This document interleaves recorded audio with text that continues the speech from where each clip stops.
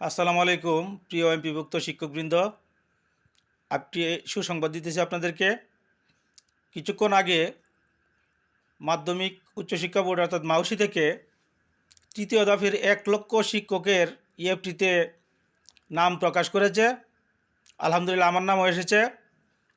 আপনারা আপনাদের ড্যাশবোর্ডে কিংবা ওয়েবসাইটে ঢুকে দেখেন 1,00,000 শিক্ষকের তৃতীয় দফের 1,00,000 শিক্ষকের নাম কিন্তু ইতিমধ্যেই এসে গেছে। আলহামদুলিল্লাহ, শুক্রিয়া জানাচ্ছি আল্লাহর নিকট যে আমরা সকলেই এএফটিতে বেতনটা পেয়ে যাচ্ছি এই মাসের মধ্যেই, অর্থাৎ ডিসেম্বরের বেতন আমরা এই জানুয়ারির মধ্যেই পেয়ে যাচ্ছি।